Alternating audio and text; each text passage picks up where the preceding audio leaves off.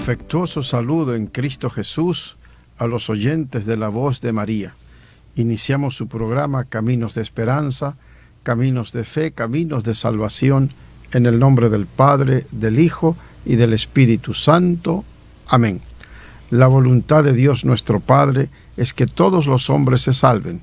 Por eso envió a su Hijo unigénito, Jesucristo, nuestro amado Señor y Salvador, que nació de María la Virgen, padeció, murió y resucitó para librarnos del pecado y de la muerte y darnos la vida eterna con el Padre y el Hijo y el Espíritu Santo, la vida gloriosa de los hijos de Dios. Por eso iniciamos siempre este programa escuchando lo que nos dice la palabra del Señor. Bien, hace poco la Iglesia celebró la memoria de una santa poco conocida, Santa Macrina la Mayor, abuela y madre de santos. Nació en Asia Menor, actual Turquía, en el año 260 y fue instruida por San Gregorio Taumaturgo. Vivió la persecución cruel del emperador Diocleciano. Su familia fue una escuela de santidad, madre de San Basilio el Mayor y suegra de Santa Emilia, abuela de los santos Basilio Magno, Gregorio de Nisa, Pedro de Sebaste y de Macrina la joven. Su nieto San Basilio decía: ella moldea nuestras almas en una piedad fundada sobre la sana doctrina de Cristo Jesús. Murió santamente en el año 340. Bien, vamos a hacer las lecturas. Conocer la Sagrada Escritura es conocer a Cristo nuestro Salvador. Que te adore, oh Dios, la tierra entera, que toque en tu honor, que toque para tu nombre. Por eso con alegría tenemos que glorificar siempre a Dios. Gloria a Dios en el cielo y en la tierra paz a los hombres que ama el Señor. Por tu inmensa gloria te alabamos, te bendecimos, te adoramos, te glorificamos. Te damos gracias, Señor Dios, Rey celestial, Dios Padre todopoderoso, Señor Hijo único Jesucristo, Señor Dios, Cordero de Dios, Hijo del Padre, tú que quitas el pecado del mundo, ten piedad de nosotros. Tú que quitas el pecado del mundo, atiende nuestra súplica, porque solo tú eres santo, solo tú, Señor, solo tú, Altísimo Jesucristo, con el Espíritu Santo, en la gloria de Dios Padre. Amén. Dios Todopoderoso y Eterno, que gobiernas los cielos y la tierra, escucha con amor las súplicas de tu pueblo, y haz que los días de nuestra vida transcurran en tu paz. Te lo pedimos por nuestro Señor Jesucristo, tu Hijo, quien vive y reina contigo en la unidad del Espíritu Santo y es Dios por los siglos de los siglos. Amén. Del profeta Isaías, del capítulo 49. El Señor me dijo: tú eres mi siervo, Israel, en ti manifestaré mi gloria. Ahora habla el Señor, el que me formó desde el seno materno, para que fuera su servidor, para hacer que Jacob volviera a él y congregara a Israel en torno suyo. Tanto así me honró el Señor, y mi Dios fue mi fuerza. Ahora pues, dice el Señor, es poco que seas mi siervo, solo para restablecer a las tribus de Jacob y reunir a los sobrevivientes de Israel. Te voy a convertir en luz de las naciones, para que mi salvación llegue hasta los últimos rincones de la tierra. Palabra de Dios, te alabamos, Señor. Isaías, siglos antes, 8 siglos antes, está profetizando de Jesucristo, luz de las naciones y gloria de Israel. Aquí estoy, Señor, para hacer tu voluntad, del Salmo 39. Esperé en el Señor con gran confianza. Él se inclinó a mí y escuchó mis plegarias. Él me puso en la boca un canto nuevo, un himno a nuestro Dios. Aquí estoy, Señor, para hacer tu voluntad. Sacrificios y ofrendas no quisiste. Abriste en cambio mis oídos a tu voz.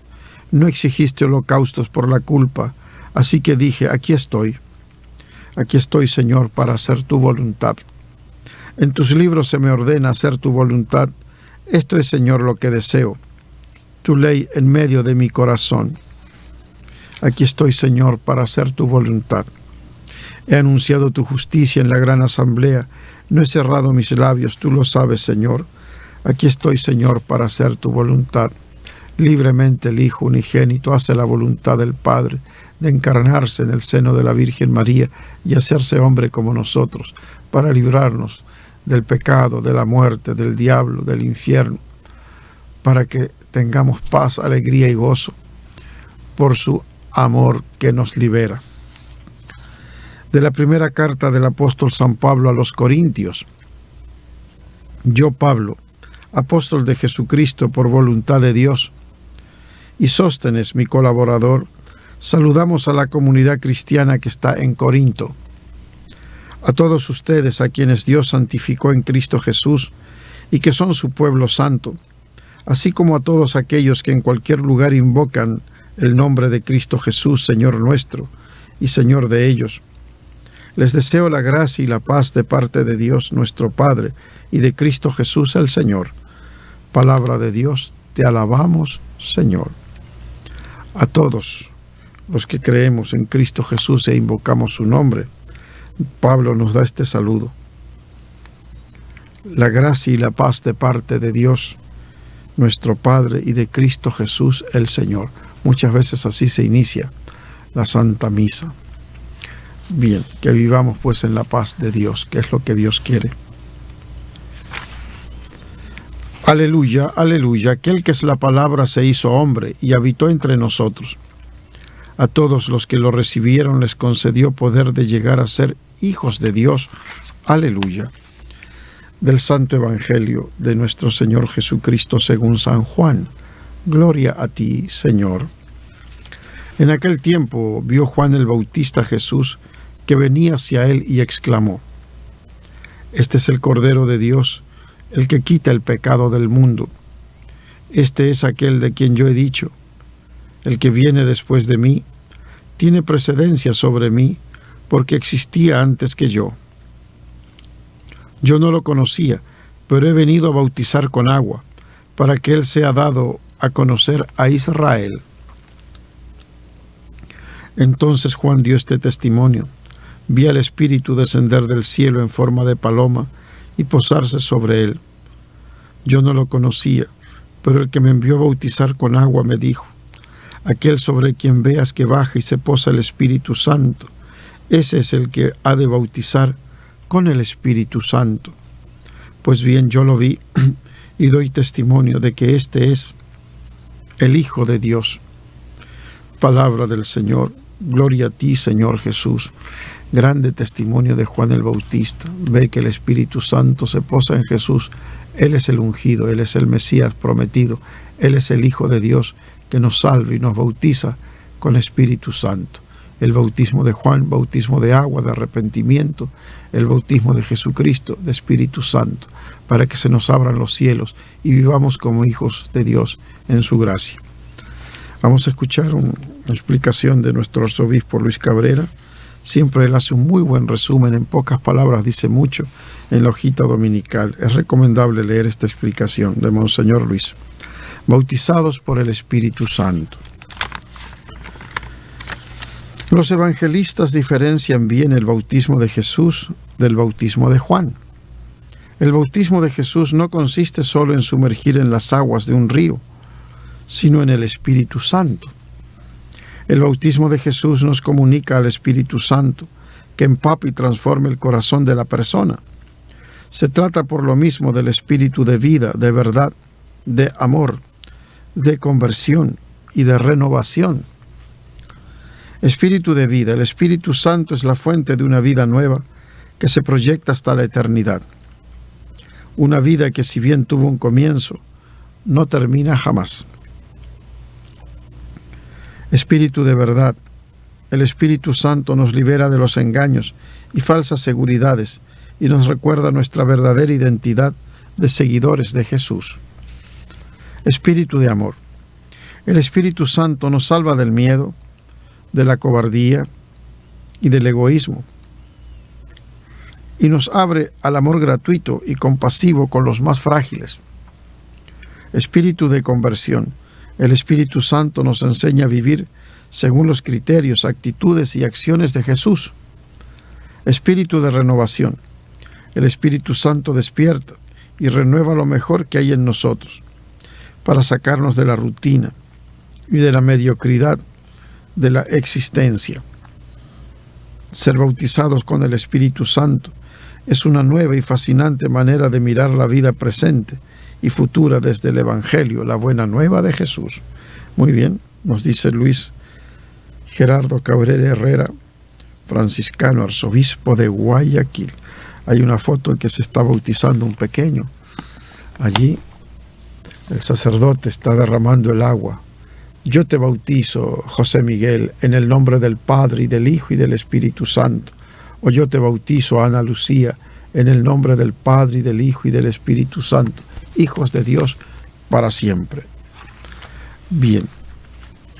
Decíamos que Santa Macrina la Mayor era una abuela y madre de santos.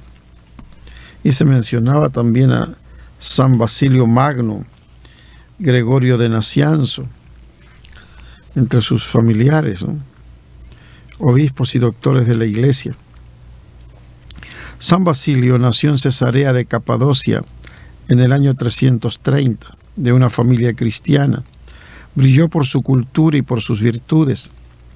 Comenzó a llevar una vida eremítica. Estos se retiran y viven en una gruta, ¿no?, para dedicarse a la oración, a la contemplación, a la penitencia, en soledad. Llevó una vida eremítica, pero en el año 370 fue nombrado obispo de su ciudad.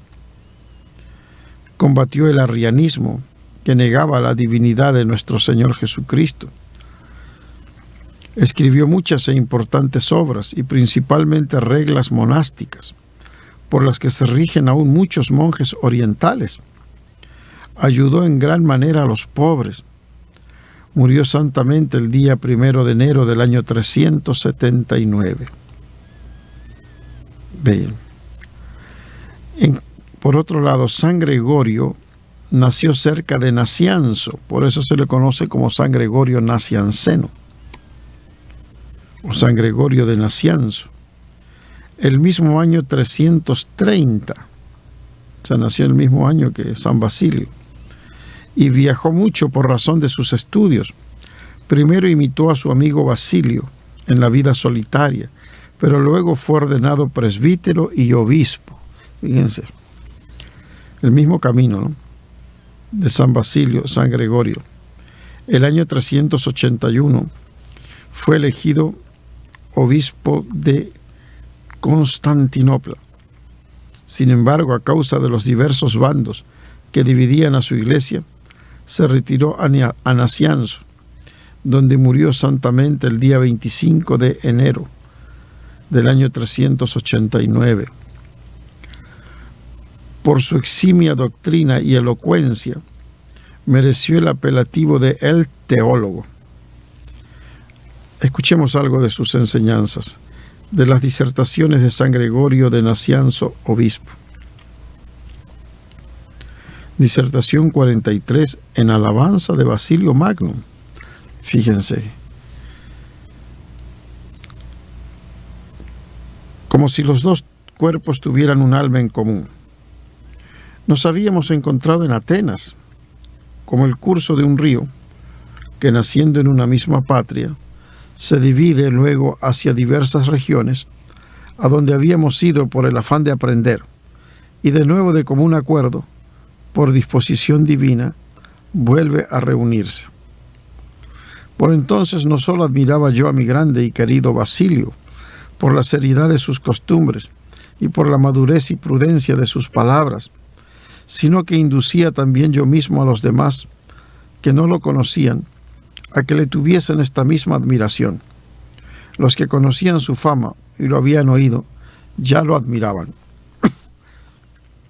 Qué interesante. San Gregorio de Nacianzo, alabando a su amigo San Basilio Magno.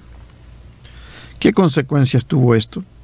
Que él era casi el único que destacaba entre todos los que habían venido a Atenas para estudiar, y que alcanzó honores superiores a los que correspondían a su condición de mero discípulo. Este fue el principio de nuestra amistad, el pequeño fuego que empezó a unirnos. De este modo se estableció un mutuo afecto entre nosotros. Con el correr del tiempo nos hicimos mutuas confidencias acerca de nuestro común deseo de estudiar la filosofía. Ya por entonces se había acentuado nuestra mutua estimación. Vivíamos juntos como camaradas. Estábamos en todo de acuerdo. Teníamos idénticas aspiraciones y nos comunicábamos cada día nuestra común afición por el estudio, con lo que ésta se hacía cada vez más ferviente y decidida. Teníamos ambos una idéntica aspiración a la cultura, cosa que es la que más se presta a envidias. Sin embargo, no existía entre nosotros tal envidia, aunque sí el incentivo de la emulación. Nuestra competición consistía no en obtener cada uno para sí el primer puesto, sino en obtenerlo para el otro, pues cada uno consideraba la gloria de éste como propia. Era como si los dos cuerpos tuvieran un alma en común, pues si bien no hay que dar crédito a los que confirman que todas las cosas están en todas partes, en nuestro caso sí podía afirmarse que estábamos el uno en el otro. Idéntica era nuestra actividad y nuestra afición: aspirar a la virtud, vivir con la esperanza de las cosas futuras y tratar de comportarnos de tal manera que aunque antes de que llegase el momento de salir de esta vida, pudiese decirse que ya habíamos salido de ella. O sea, una aspiración común de estos dos grandes santos, San Gregorio de Nacianzo y San Basilio Magno, una aspiración común a la santidad, al conocimiento, a la sabiduría. Con estos pensamientos dirigíamos nuestra vida y todas nuestras acciones, esforzándonos en seguir el camino de los mandamientos divinos y estimulándonos el uno al otro a la práctica de la virtud. Y si no pareciese una arrogancia el decirlo, diríamos que éramos el uno para el otro la norma y regla para discernir el bien del mal. O sea, seguramente se aconsejaban mutuamente, ¿no?, en lo mejor. Y así como hay algunos que tienen un sobrenombre, ya sea heredado de sus padres, ya sea adquirido por méritos personales, para nosotros el mayor título de gloria era el ser cristianos y ser con tal nombre reconocidos. O sea, el orgullo más grande de estos amigos en un ambiente pagano era ser reconocidos como cristianos, seguidores de Cristo. Qué interesante. El Señor da sabiduría a los sabios y ciencia a los que saben discernir. Él revela honduras y secretos, y la luz mora junto a Él. Y todos estos dones son obra de un mismo y único Espíritu, que distribuye a cada uno según le place. Él revela honduras y secretos, y la luz mora junto a Él. Que nos acerquemos a Dios, pidamos perdón por las faltas y pecados, y que el Señor abra esos tesoros de su sabiduría, esos dones del Espíritu Santo: sabiduría, inteligencia, consejo, fortaleza, ciencia, piedad y santo temor de Dios. Y así con estos dones poder dar muchos frutos de caridad, de gozo, de paz, de paciencia, de longanimidad, de bondad, de mansedumbre, de fidelidad, de modestia, continencia, castidad, ser transformados completamente para amar a Dios y amar al prójimo. Bien, siempre es importante aprender también lo que nos dice el Catecismo de la Iglesia Católica, una herencia preciosa de San Juan Pablo II y Benedicto XVI. Ellos trabajaron mucho por este catecismo y es un libro de referencia, de consulta continua, ¿no? Un resumen sobre lo más importante sobre el bautismo, este sacramento. En el nombre del Padre, y del Hijo, y del Espíritu Santo, somos de Dios por el bautismo. La iniciación cristiana se realiza mediante el conjunto de 3 sacramentos: el bautismo, que es el comienzo de la vida nueva; la confirmación, que es su afianzamiento en esta vida nueva; y la Eucaristía, que alimenta al discípulo con el mismo cuerpo y sangre de Cristo para ser transformado en él, ser de Cristo. El Señor Jesucristo mandó bautizar. Id pues y haced discípulos a todas las gentes, bautizándolas en el nombre del Padre y del Hijo y del Espíritu Santo, enseñándoles a guardar todo lo que yo os he mandado. El bautismo constituye el nacimiento a la vida nueva en Cristo. Según la voluntad del Señor, es necesario para la salvación, como lo es la Iglesia misma, a la que introduce el bautismo. Iglesia, bautismo y vivir en la Iglesia de nuestro Señor. El rito esencial del bautismo consiste en sumergir en el agua al candidato o derramar agua sobre su cabeza. O sea, sumergir en el agua al candidato, como hacen, por ejemplo, los ortodoxos, al niño lo sumergen 3 veces en el agua de la pila bautismal, o derramar agua sobre su cabeza, que es el bautismo por aspersión, pronunciando la invocación de la Santísima Trinidad, es decir, del Padre, del Hijo y del Espíritu Santo. El fruto del bautismo o gracia bautismal es una realidad rica que comprende el perdón del pecado original y de todos los pecados personales, el nacimiento a la vida nueva, por la cual el hombre es hecho hijo adoptivo del Padre, miembro de Cristo Jesús, templo del Espíritu Santo. Por la acción misma del bautismo, el bautizado es incorporado a la Iglesia, cuerpo de Cristo, y hecho partícipe del sacerdocio de Cristo.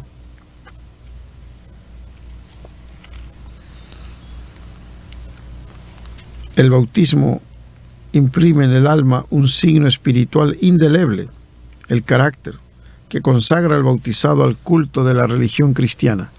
Por razón del carácter, el bautismo no puede ser reiterado una sola vez. Los que padecen la muerte a causa de la fe, los catecúmenos que se preparan para el bautismo y todos los hombres que bajo el impulso de la gracia, sin conocer a la Iglesia, buscan sinceramente a Dios y se esfuerzan por cumplir su voluntad, se salvan aunque no hayan recibido el bautismo. Esto está escrito en un documento del Concilio Vaticano II llamado Lumen Gentium. Los que padecen la muerte a causa de la fe antes de ser bautizados, pero murieron mártires. Los catecúmenos que se estaban preparando para el bautismo. Y los hombres que bajo el impulso de la gracia, sin conocer a la Iglesia, buscan sinceramente a Dios y se esfuerzan por cumplir su voluntad, se salvan, dice la Iglesia, aunque no hayan recibido el bautismo.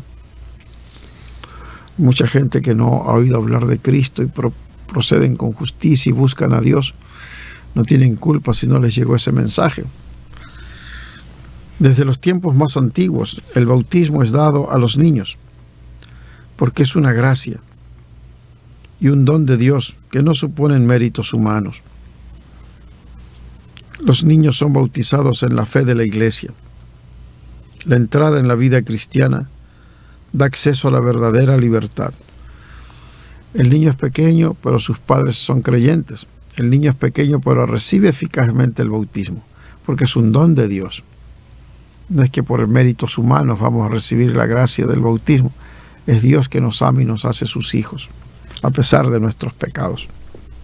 En cuanto a los niños muertos sin bautismo, la liturgia de la Iglesia nos invita a tener confianza en la misericordia divina y a orar por su salvación. Dios lo puede todo. Pedir porque estos pequeños se salven y estén en el cielo e intercedan por nosotros. En caso de necesidad, toda persona puede bautizar con tal que tenga la intención de hacer lo que hace la Iglesia y que derrame agua sobre la cabeza diciendo: yo te bautizo en el nombre del Padre y del Hijo y del Espíritu Santo. Pensamos en esos pequeñitos que nacieron a veces antes de tiempo, están en una incubadora, el caso es difícil. Allí una enfermera, el papá o la mamá, un poquito de agua en la cabecita, que sea unas gotitas, media tapita. Yo te bautizo, Ana Lucía, en el nombre del Padre, del Hijo, del Espíritu Santo.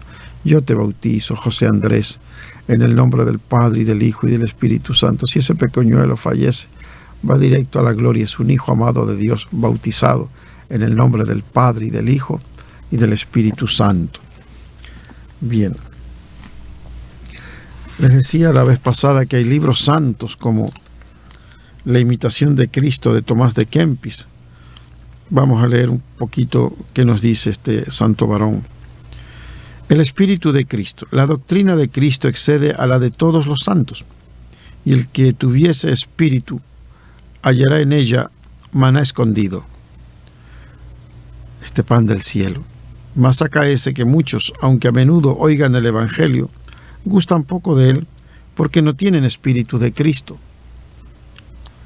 El que quiera pues experimentar plenamente todo el sabor de las palabras de Cristo, conviene que procure conformar con él toda su vida. Ayúdanos, Señor, a estar más unidos a ti para aprovechar tu palabra y gustar de tu palabra y ser transformados por esa palabra tuya que es palabra de Dios, Señor. Y también estamos siguiendo un librito llamado La Perfección Cristiana según el Espíritu de San Francisco de Sales. Y decíamos que entre las personas piadosas que aspiran a la perfección cristiana, pocas o ninguna habrá que no haya oído hablar de la santidad de la doctrina y espíritu de San Francisco de Sales.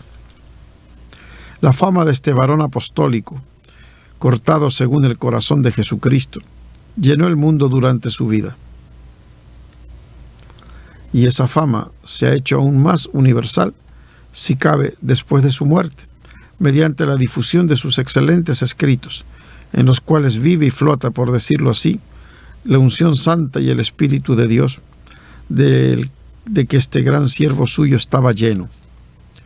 Con razón se ha dicho que si Santo Tomás de Aquino merece ser llamado el doctor, por antonomasia, de la teología católica, y San Alfonso María de Ligorio, el doctor de la moral, San Francisco de Sales debe apellidarse el doctor y restaurador de la devoción y de la piedad sólida y verdadera. Aquí se están nombrando grandes santos, ¿no? Santo Tomás de Aquino, el doctor de la teología católica. San Alfonso María de Ligorio, el doctor de la moral, que es lo bueno, que es lo malo. San Francisco de Sales, doctor de la devoción y de la piedad sólida y verdadera. Desde que sus obras vieron la luz pública, no se ha escrito un solo libro piadoso que nos vaya inspirado más o menos en las doctrinas del Santo Obispo de Ginebra. A él, como fuente purísima de celestiales enseñanzas, acuden todos cuantos tratan de virtud y de dirección espiritual. Y el nombre de San Francisco de Sales es en ascética una autoridad indiscutida. La ascética, la ascesis, el esfuerzo por estar unidos a Cristo Jesús y cumplir lo que nos piden, son en ascética una autoridad indiscutida, como lo son en mística los nombres de Santa Teresa de Jesús y San Juan de la Cruz. Este amor intenso a Dios, muchas veces demostrado en poemas maravillosos, en escritos preciosos. Santa Teresa de Jesús y San Juan de la Cruz, autoridades en la mística cristiana, ¿no? Dicen, esta niña es mística porque no quiere comer, dicen en el pueblo, ¿no? Gente humilde, no, pues la niña no quiere comer, le falta apetito, pero han oído algo de que los místicos hacen mucha oración y no comen, ayunan, hacen penitencia. Entonces algo de eso oyeron y relacionan con el que no come como que es místico. No. El misticismo va mucho más allá del amor intenso al Señor y a María, al amor intenso a Dios, y con una vida de oraciones y ayuno también buscan acercarse más a Dios. Bien. En el tema de la defensa de la vida, estamos siguiendo un librito llamado El aborto del doctor Wilke, él y su señora. Se escribió hace muchos años este libro, pero tiene plena validez, donde se daba la situación de lo que pasa en Estados Unidos, en Canadá. Decía el autor que en Estados Unidos se practican 1.500.000 abortos por año, 1.500.000 pequeños destrozados cada año, ¿no? Y legalmente, dizque legalmente, por leyes injustas y criminales. Esto ya ha aumentado aproximadamente, debe ir por unos 1.800.000. Decíamos, un río de sangre en los Estados Unidos, ¿no? Bien, ¿qué pasa en Canadá? La protección legal de la vida de criaturas humanas no nacidas se perdió en este país en 1969. O sea, poco después de que pasó en Estados Unidos, se extendió el mal hacia Canadá, virtualmente oculta en medio de una extensísima revisión del Código Penal. Apareció en forma abrupta, para sorpresa de muchos, la legalización del aborto. Hacen revisiones del Código Penal, reformas, y ahí meten las leyes proabortistas, como está ocurriendo ahora también lamentablemente con el Tribunal Constitucional. Establecía la conformación de comités para abortos terapéuticos en los hospitales. ¿Qué tiene de terapéutico el aborto para el niño que nace en pedazos? ¿Qué tiene de terapéutico para la madre cuando se da cuenta que ha matado a su hijo? Nada de terapéutico, pero le ponen estas palabras bonitas. Comités para abortos terapéuticos en los hospitales, cuya función era la de aprobar o no las solicitudes de aborto que se presentaban. Ya sabemos que en la práctica estos comités no funcionan y dan luz siempre a que se practique lo que no se debe practicar, ¿no? En algunos lugares estos comités trabajaban a conciencia, filtrando solicitudes y limitando los casos aprobados. En muchos otros, especialmente en centros de las grandes ciudades, centros metropolitanos importantes, esta aprobación al aborto es virtualmente automática y los abortos pueden realizarse a pedido de la madre. O sea que dizque comisiones para aprobar o rechazar, y en la práctica directamente, ¿no? Me recuerdo lo que me explicaron que pasa en España, ¿no? Que una de las razones para practicar el aborto es que afecta la salud psíquica de la madre, el embarazo, ¿no? Y que tiene que ser firmado por un psiquiatra. Pero las clínicas de aborto ya tienen los certificados ya firmados por el psiquiatra, a quien le dan una parte de lo que cobran por el aborto, ¿no?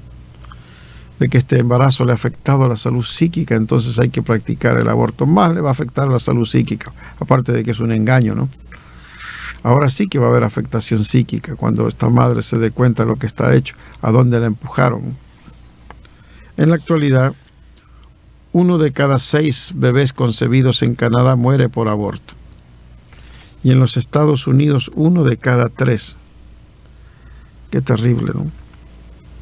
Cada 3 bebés concebidos, 1 muere por aborto. Por eso qué peligroso es ser concebido en los Estados Unidos, ¿no? 1 de cada 3 bebés es destrozado en el propio seno materno. En Canadá, 1 de cada 6.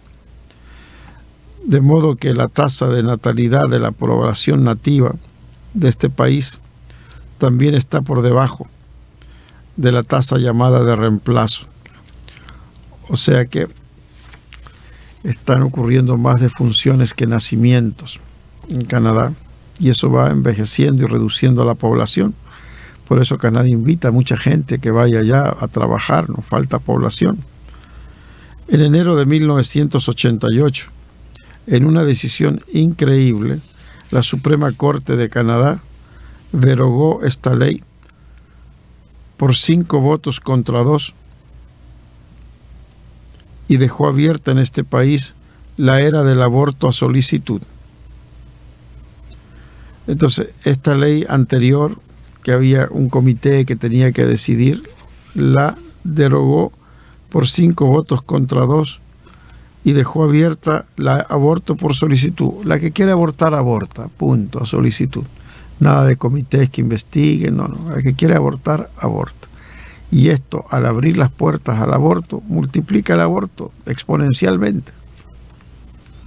Las leyes que están a favor del mal favorecen que se extienda el mal. Bien. Hay personas diabéticas que tienen dificultades para controlar el azúcar y se les eleva, ¿no? Se les eleva mucho, ¿no? Incluso la insulina se utiliza no solo en diabéticos tipo 1 o diabéticos juveniles, sino en diabéticos tipo 2, cuando ya pasa mucho tiempo y no logran controlarlo con la dieta o con el ejercicio o con la medicación oral. Tienen que apoyarse con insulina, diabéticos tipo 2, que son la mayoría, ¿no? La diabetes del adulto. Entonces, el tratamiento insulínico en la diabetes mellitus tipo 2 está indicado en las siguientes circunstancias. 1. Pacientes en los que los fármacos orales no alcanzan ni mantienen el control glucémico. Por más que toma medicina oral, no es suficiente. 2. Descompensación metabólica. El paciente se descompensó y entró en cetoacidosis diabética o en estado hiperglicémico hiperosmolar. Son situaciones graves, complicaciones graves de la diabetes, ¿no? Ahí se necesita insulina, por supuesto. 3. Pacientes recién diagnosticados, pero con hiperglucemia grave. Lo acaban de diagnosticar de diabetes y tiene 400. No, pues hay que empezar ahí con insulina. Pacientes con nefropatía crónica, que impide el uso de terapias no insulínicas. Miren qué interesante, ¿no? Ya el riñón está afectado y no podemos dar las tabletitas. Entonces, en ese caso, insulina. 1, 2, 3, 4, 1, 2, 3, 4, 5, gestación, o sea, embarazo, y otras situaciones en las que están contraindicados los fármacos orales. En el embarazo, insulina, no pastillas para bajar el azúcar. Y alguna otra contraindicación de fármacos orales tendrá problemas hepáticos, renales, etc. Necesita insulina. Ahora, el éxito del tratamiento insulínico depende del uso de dosis suficientes de insulina, que vayan de 0.6 a más de 1 unidad por kilo de peso corporal al día. Fíjense, llegan a recibir 1 unidad por kilo de peso al día, o sea que si pesa 50 kilos, debería recibir 50 unidades de insulina, ¿no? Y la idoneidad de la pauta para que un paciente concreto alcance el objetivo de glucosa en ayunas y de hemoglobina A1C, que es una manera de medir la glucosa en los últimos 3 meses, ¿no? Entonces, suficiente insulina, ¿no? Partamos de ahí, ¿no? A veces hay temor o no hay suficiente dinero para comprar la insulina, ¿no? Puede requerirse insulina preprandial, o sea, antes de las comidas, si la insulina basal más otros fármacos no son suficientes. Hay una insulina basal que se utiliza cada día, ¿no? Una base, ¿no? Que nos ayuda a mantener un buen nivel de azúcar en la mañana, especialmente en ayunas. Esa insulina basal suele administrarse con insulina, por ejemplo, glargina, que es un lápiz. Va en un lápiz esta insulina y se aplican, por ejemplo, 20 unidades, 30 unidades cada día, ¿no? Pero además de esa insulina basal, puede requerirse insulina rápida, preprandial, antes de las comidas. Cuando la insulina basal y otros fármacos no es suficiente. Se puede añadir insulina de acción corta o rápida, administrada antes de las comidas a una insulina basal. Todos los días recibe una insulina basal, supongamos al mediodía, de 28 unidades, puede recibir pequeñas cantidades de insulina rápida antes de las comidas como complemento. O se puede administrar una insulina premezclada 2 veces al día, antes del desayuno y la cena. Por ejemplo, la insulina 70-30, ¿no? Tiene una combinación ahí entre una insulina de acción más lenta con otra más rápida. 2 veces al día. También es una posibilidad de estas insulinas premezcladas, lenta y rápida, ¿no? En general se interrumpe la administración de secretagogos cuando se añade insulina preprandial, o sea, de tabletitas que favorezcan la salida de insulina del páncreas. Mejor suspender estas tabletas si se está utilizando insulina rápida preprandial. Aunque sí se pueden mantener los fármacos sensibilizantes y otros fármacos según las necesidades individuales del paciente.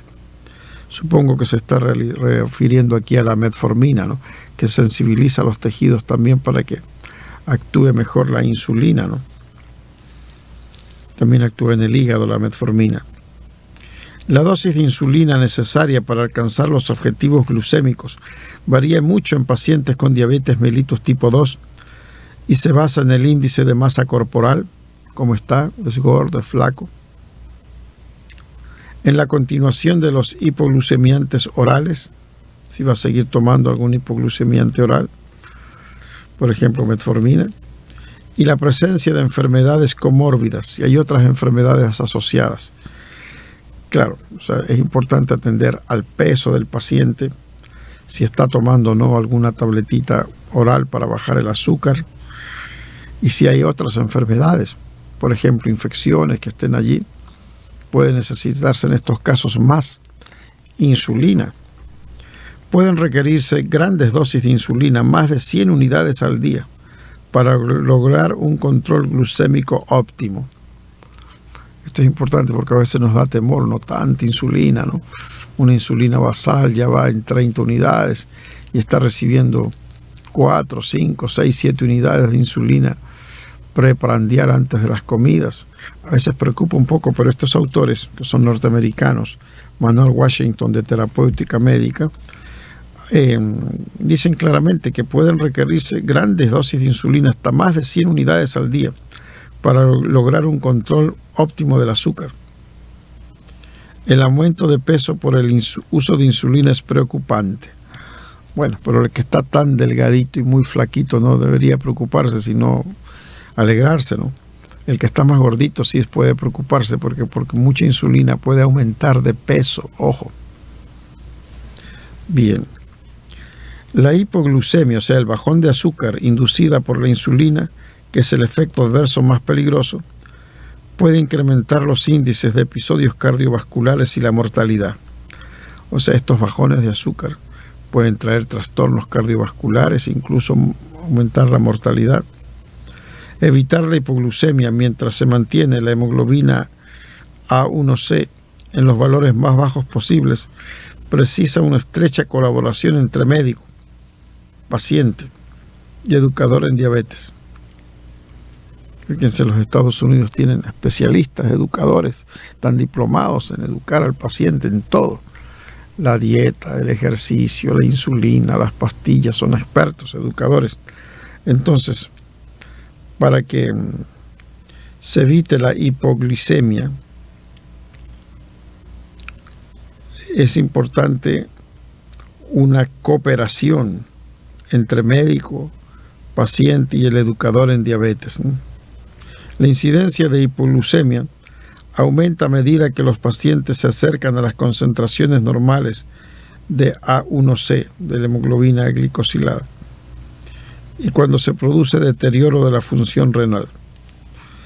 Entonces, cuando esa hemoglobina glicosilada, que nos indica cómo está el azúcar en los últimos 3 meses, ya se va acercando a lo normal, hay más peligro de bajones de azúcar, estar atentos.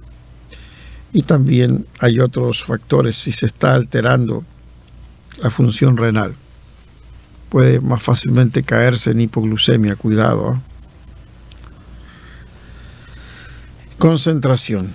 La concentración habitual de la insulina es de 100 unidades por mililitro. Se compra un frasco de insulina rápida, ahí está la concentración. 100 unidades de insulina cada mililitro. Y los frascos contienen 1000 unidades en 10 mililitros. O sea que si tienes 100 unidades por cada mililitro, en 10 mililitros que tiene el frasco, hay 1000 unidades de insulina. Se dispone de una forma muy concentrada de insulina regular que contiene 500 unidades por mililitro. Humulin U500 para los inusuales pacientes con resistencia grave a la insulina, generalmente diabetes tipo 2. O sea, una persona, por ejemplo, que está muy obesa y que necesita mucha insulina, en este caso hay frascos que no solo tienen mucho más de 100 unidades por mililitro, tienen 500 unidades por mililitro, porque este paciente requiere grandes dosis de insulina. Tienen una resistencia a la insulina. El tamaño del vial de la insulina U500 con esta concentración alta, 500 unidades por mililitro, es de 20 mililitros. Frasco grande, el doble que el normal. También se dispone de bolígrafos o plumas de 3 mililitros para insulina 100 y para insulina 500. La insulina U100 y la insulina U500 hay plumitas para favorecer la cantidad de insulina que tiene que ponerse el paciente. Existen bolígrafos o plumas de formas concentradas de insulina glargina. Esta es la insulina basal que se llama, ¿no? Con una formulación de 300 unidades por mililitros, U300. E insulina degludec, formulada con 200 unidades por mililitro. 200 unidades de insulina. Fíjense, ¿no?, cómo hay concentraciones más altas de los frascos conocidos de insulina que tienen 100 unidades por mililitro.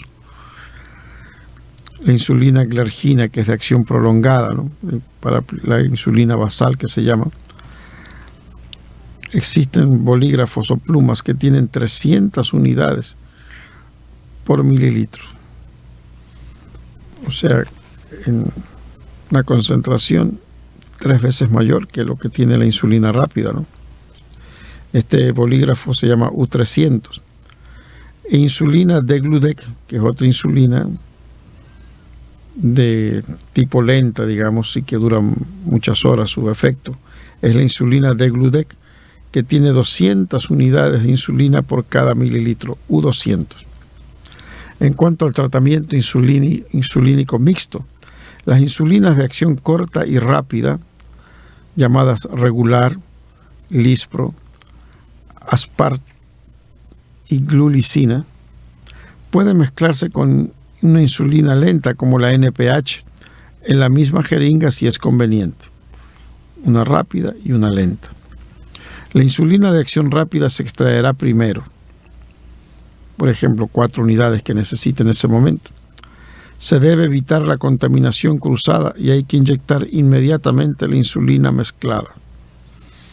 O sea, se puede coger primero la insulina rápida y después la insulina lenta, haciendo una combinación, e inyectarse inmediatamente. Este autor recomienda primero cargar con la insulina rápida. Las insulinas así premezcladas, comercializadas, no permiten ajustar la dosis de componentes individuales, pero son convenientes para pacientes que no pueden o son reacios a realizar la mezcla ellos mismos. Claro, al paciente se le enseña primero la insulina rápida, después la insulina lenta, se hace su propia combinación y se inyecta. Pero hay personas que son reacios a realizar esta mezcla o no se sienten competentes de hacerlo. En estos casos ya hay la insulina premezclada comercial, por ejemplo la 70-30, ¿no? 70 de insulina lenta y 30 de insulina rápida. Las insulinas premezcladas son una opción para pacientes con diabetes mellitus tipo 2, con una pauta de comidas y de actividad regular. Y en general no deben usarse en pacientes con diabetes mellitus tipo 1, solo para los tipo 2 estas mezclas, ¿no? Bien, entonces fíjense qué interesante, ¿no? Cómo hay insulinas excelentes en este tiempo para que el diabético se controle. Una insulina de acción lenta, prolongada, glargina, viene en lápiz, que puede ir subiendo poco a poco también la dosificación sin temor, 24, 28, 30 unidades, y las insulinas rápidas. Pedrito me está diciendo que ya se acabó el programa. Gracias a Pedrito, que desde cabina nos asesora, él tiene todo el trabajo técnico. Hasta la próxima semana, Dios mediante, con Jesús, José y María.